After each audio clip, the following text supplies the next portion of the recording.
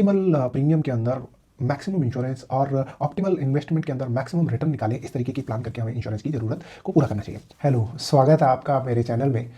बहुत सारे लोग सवाल पूछते हैं कि लाइफ इंश्योरेंस कितना लेना चाहिए और कब लेना चाहिए। देखिए, एक बड़ा पर्टिनेंट क्वेश्चन है और इसको बहुत अच्छे से समझने की ज़रूरत है। और इसको समझने के लिए हम देखेंगे कि डिटेल में कहाँ पर, किस जगह पर आपका इंश्योरेंस का रिक्वायरमेंट शुरू होता है, कैसे ये ऊपर जाता है और कैसे ये नीचे आता है। इसको पूरे को समझने के लिए आप वीडियो में एंड तक रहिएगा और आपको काफ़ी अच्छे आइडियाज़ मिल जाएंगे जिसमें कि आप अपने लाइफ इंश्योरेंस को अच्छे से प्लान कर पाएंगे। तो आइए शुरू करते हैं। लाइफ इंश्योरेंस जो है वो हमारी बिल्स एंड फैंसीज से नहीं चलता है, हम कितना लेना चाहते हैं उससे नहीं चलता है, हमारी रिक्वायरमेंट क्या है उससे चलता है। तो इसका मतलब ये कि हमें यहाँ पे बहुत प्लानिंग करनी पड़ेगी, किसी न किसी एडवाइज़र की या किसी न किसी एक्सपर्ट की हेल्प भी ले लेनी चाहिए ताकि हम ज़िंदगी के हर पड़ाव के फिनेंशियल रिस्क को अच्छे से प्लान करके उस हिसाब से इंश्योरेंस खरीदें।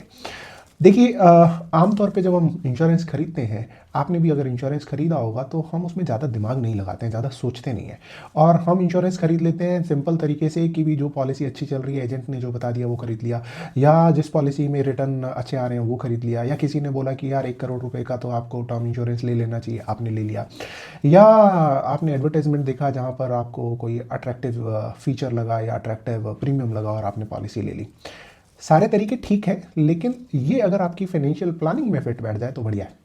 तो उसके लिए आपको समझने की ज़रूरत है कि आपकी जो रिक्वायरमेंट है वो कैसे शुरू होती है, कहाँ शुरू होती है और कहाँ तक जाती है। आप देखिए कि जब आप बच्चे हैं, आप डिपेंडेंट हैं, अभी आप इंडिपेंडेंट नहीं हुए हैं, तो आपके ऊपर मिनिमम रिस्पॉन्सिबिलिटीज़ होती हैं और आपके सपने हो सकते हैं गोल में कन्वर्ट करने के लिए अभी आपके पास टाइम है। लेकिन जब आप जॉब करने लगते हैं या आप अपना बिजनेस शुरू कर लेते हैं 22-24 साल के अंदर, तो वहाँ से आपकी रिस्पॉन्सिबिलिटीज़ बढ़नी शुरू हो जाती हैं। वहाँ पे जो आपके सपने थे वो जो है एक गोल में कन्वर्ट हो जाते हैं, यानी कि आप उसके ऊपर एफर्ट करने लगते हैं, उसके अंदर इन्वेस्ट करते हैं, अपना टाइम, पैसा, एनर्जी सब कुछ इन्वेस्ट करते हैं। वहीं पर रिस्क कवर करने की या लाइफ इंश्योरेंस खरीदने की रिक्वायरमेंट शुरू हो जाती है। अब जैसे जैसे आप आगे बढ़ते हो तो ये रिक्वायरमेंट चेंज होती रहती है। 22-24 साल पे जब आप शुरू करते हो तो आपकी इंश्योरेंस की रिक्वायरमेंट शुरू हुई है, अभी पीक पे नहीं पहुंची है। लेकिन जब आप एक बार सेटल हो जाते हो, इंडिपेंडेंट हो जाते हो, माँ बाप के वो जो डिपेंडेंट वाले कवर से थोड़ा सा बाहर निकलते हो, तो आपकी अपनी ज़िंदगी शुरू होती है। आपकी मैरिज कर दी जाती है, आपके बच्चे पैदा होते हैं, आपकी जो है लाइफ के अंदर, करियर के अंदर, बिजनेस के अंदर ग्रोथ शुरू होती है, आप एक लेवल पे पहुंचते हो और आप यहाँ पर एक बड़ा इंपॉर्टेंट रोल प्ले करते हैं, एक बड़ी इंपॉर्टेंट सिचुएशन में पहुंचते हैं जहाँ पर आपको मैक्सिमम इंश्योरेंस की ज़रूरत होती है। क्योंकि यहाँ पर अगर आपको कुछ हो गया तो आपके सपने ब्रेक होंगे, आप भगवान अगर चले गए तो फैमिली के भी सपने ब्रेक होंगे, क्योंकि यहाँ पर अब सभी लोग मिलकर एक डायरेक्शन में एक गोल को अचीव करने में लगे हुए हैं। अब अगर आप देखेंगे तो इसमें ज़रूरी नहीं है कि आप मेल हैं या फीमेल हैं। अगर आप मेल हैं, एक करियर के ऊपर काम कर रहे हैं, तो आपकी स्पाउस का सपोर्ट होता है। इसी तरीके से अगर आप दोनों वर्किंग हैं तो आपका एक दूसरे को सपोर्ट होता है और वो सपोर्ट ही जो है वो आपको आगे लेके जाता है। और वो सपोर्ट का एक प्राइमरी कंडीशन होता है, इसको आप माने या ना माने, वो ये होता है कि हमारे एक गोल है और हम उस गोल के लिए काम कर रहे हैं। और इसमें गाड़ी के दोनों पहियों में से एक भी अगर खिसकता है तो वो गोल शैटर हो जाते हैं, वो गोल बिगड़ सकते हैं, फिनेंशियल गोल को मैनेज करना मुश्किल हो सकता है।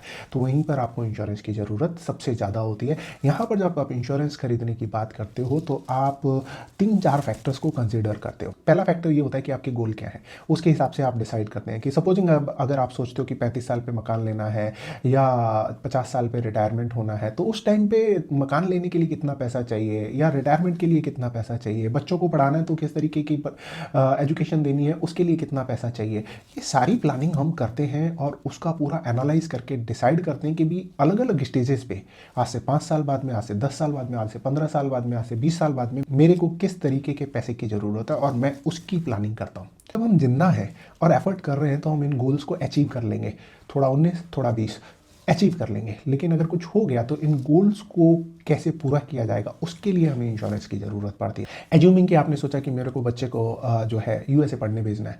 आज की तारीख में अगर वो यूएसए में पढ़ने जाता है तो 60 लाख रुपए का खर्चा आता है और उसको अभी 15 साल लगेंगे यूएसए जाने के लिए। तो 15 साल बाद में उसका खर्चा कितना होगा, उसको कैलकुलेट करते हुए आज हम उसका प्लान करते हैं ताकि भगवान ना करे मुझे कुछ हो जाए तो उसका जो फंड है वो अवेलेबल रहे इंश्योरेंस के थ्रू। इसी तरीके से जब हम बच्चों की शादी की बात करते हैं, या हम अपने मकान की बात करते हैं, या हम रिटायरमेंट के टाइम पे हमारे पास फ़ंड की बात करते हैं, इन सारी चीज़ों को हम प्लानिंग करते हुए अपना लाइफ इंश्योरेंस का सम इंश्योर्ड या इंश्योरेंस वैल्यू डिसाइड करते हैं। जब हम ये डिसाइड करते हैं तो इसमें दो चीज़ें डिसाइड करते हैं। एक तो हम डिसाइड करते हैं कि हमें रिस्क कवर कितना चाहिए, हमें इंश्योरेंस वैल्यू कितना चाहिए, और दूसरा हम डिसाइड करते हैं कि भी इसको कवर करते करते क्या हम कुछ फंड क्रिएट कर सकते हैं क्या। तो हम दोनों तरीके से इसको मिक्स एंड मैच करके करेंगे, क्योंकि फंड क्रिएट करने के लिए लाइफ इंश्योरेंस उतना अच्छा ऑप्शन नहीं है, लेकिन क्योंकि यहाँ पर कंपल्शन हो जाता है तो हम थोड़े बहुत फंड जो है कंपल्शन में इकट्ठे कर लेते हैं। फॉर एग्जांपल, अगर बच्चों की हम चाइल्ड प्लान लेते हैं, अगर हम ना लें और हम 10,000 रुपये महीना सेव करेंगे तो कहीं पे भी बीच में ज़रूरत पड़ेगी तो हम उसको टच कर लेंगे। लेकिन अगर इंश्योरेंस ले रखा है तो वो 10,000 रुपये महीने जा रहा है, हम उसको टच नहीं करेंगे, और वो उसी गोल को पूरा करने के लिए काम आएंगे जिस गोल के लिए हमने वो बच्चे का इंश्योरेंस खरीदा है।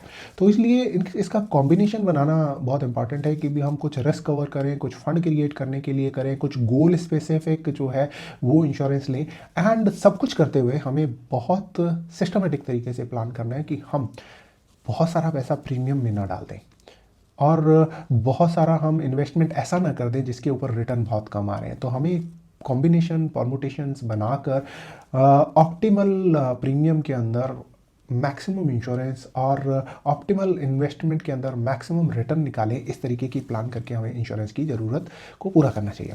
अब बहुत बार मैंने देखा है कि लोग बाग जो है 50 साल के ऊपर जाकर 1 करोड़ रुपए की इंश्योरेंस खरीद रहे हैं या 2 करोड़ रुपए की इंश्योरेंस खरीद रहे हैं। आइडियली अगर आप देखेंगे तो इंश्योरेंस की रिक्वायरमेंट आपकी जो है मैक्सिमम होती है जब आपकी रिस्पॉन्सिबिलिटीज़ बढ़ रही हैं, धीरे धीरे धीरे धीरे बढ़ रही हैं। शादी किया है, फिर बच्चे आ रहे हैं, फिर उनकी एजुकेशन है, फिर रिटायरमेंट का प्लानिंग है, यहाँ पर इंश्योरेंस की मैक्सिमम रिक्वायरमेंट होती है।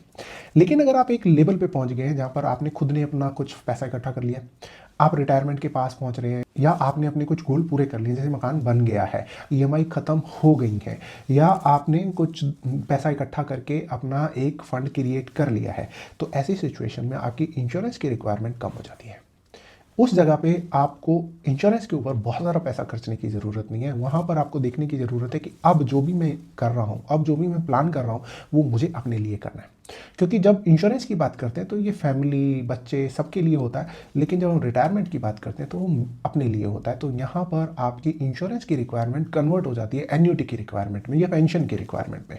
तो यहाँ पर आपको जो भी इन्वेस्टमेंट करना है वो इस तरीके से करना है कि आप अपनी पेंशन का फंड क्रिएट कर रहे हैं। तो यहाँ पर इंश्योरेंस की रिक्वायरमेंट काफ़ी कम हो जाती है। तो ideally you need not to spend a lot of money on insurance after certain age, या एक लेवल के बाद में जहाँ पर कि आपके मेजर गोल्स जो हैं वो कंप्लीट हो चुके हैं।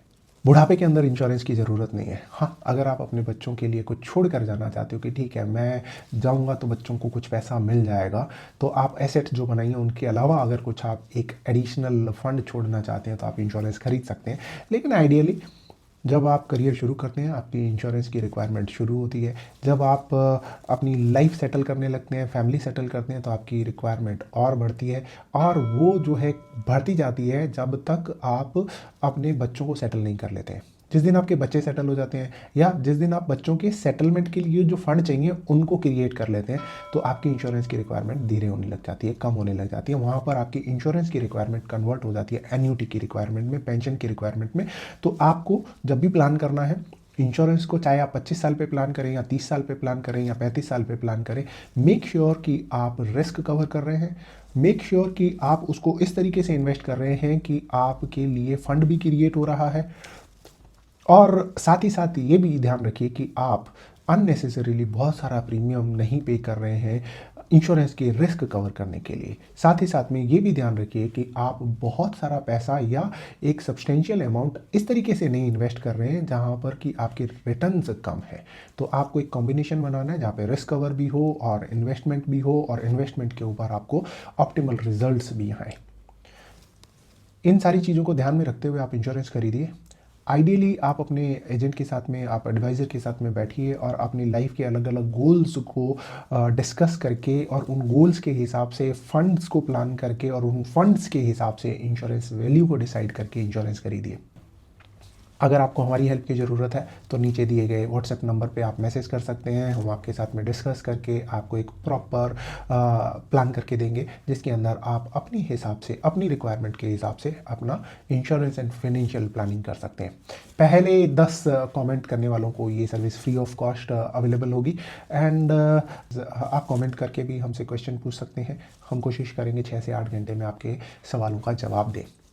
जाने से पहले अगर चैनल पर नए हैं तो सब्सक्राइब करिए, कमेंट करके अपने सवाल ज़रूर पूछिए, एंड साथ ही साथ में अगर आपको वीडियो अच्छा लगा है तो अपने फ्रेंड्स एंड फैमिली के साथ में शेयर करिए। Thank you very much. As I always say, life is beautiful, you are lucky and God is kind. Thank you very much.